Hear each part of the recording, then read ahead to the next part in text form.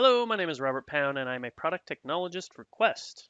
This video will cover connections in Toad Edge Preview for PostgreSQL. So to create a connection in Toad Edge, you have several different options. You can right-click in the Connections tab. You can also use the icon in the toolbar, or you can use the drop-down in the ribbon bar and choose New Connection. In the Connection Wizard that's opened up, you have the option of choosing either PostgreSQL or Enterprise DB, and each one of those have different database versions that they support, as they're noted here.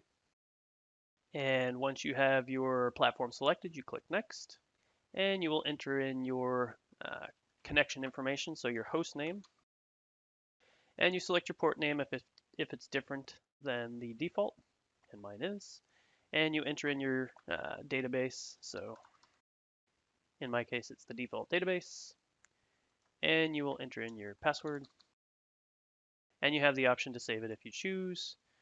You can also use a connection string if you don't want to manually enter in some of the information. And once you have your connection established, you can go ahead and test the connection. Mine tested OK, so we will click Next to get to the connection details. So in the connection details, you have the option to name the connection if you don't want to use the default naming convention.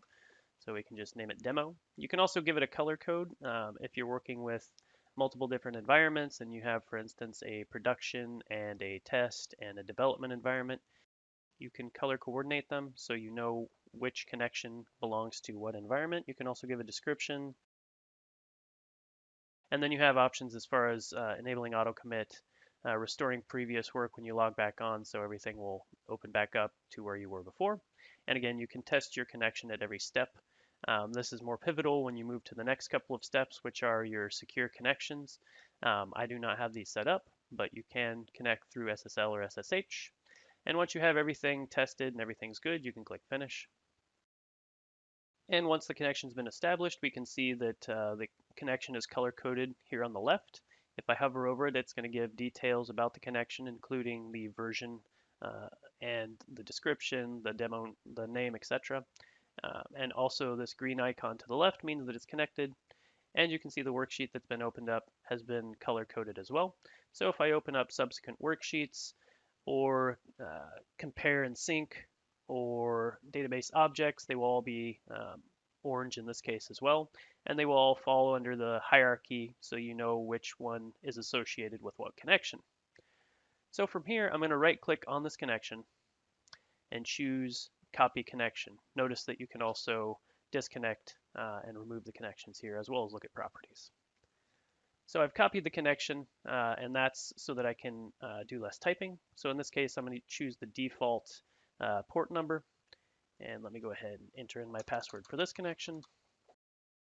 I'm doing this not only to show the function of copy, but this happens to be a PostgreSQL database that is out of version, so it's 9.3. So I just want to show you in case you run into this situation. It's copied the name as well, so let me go ahead and do demo bad, because I know that this is a database that is the wrong version. So it'll connect OK, and everything will test fine, but when I click Finish, it's going to prompt me and say this has not been certified. So basically, buyer beware, use at your own risk. It may not give all the functionality that you expect. And also, if we right click, like I said, we can get to properties as well. So some properties you can modify without disconnecting. Others you have to disconnect in order to modify. So you can change the name, but you can't change connection setting information. You can also get to the driver settings from here. So by default, drivers to PostgreSQL have been installed, but if you want to add additional drivers, you can. And finally, performance. If you know you have good performance, you can choose to load all objects as soon as you connect to the database, but it's set to default to load objects on demand. And finally, we'll come up to connections here at the top and choose Manage Connections. So this will open up a window that has the same functionality as the Connections tab. You can add and remove connections, go to properties, etc. But you can also import and export connections. So if you export connections, and let me go ahead and just select one. You can either select all or export just the selected, and it will create an XML file. And to import, it's the reverse. So you have an XML file that has your connection information, and you can go ahead and select it and open it, and it will open up that connection for you in Toad Edge. And that's all I had to cover for today.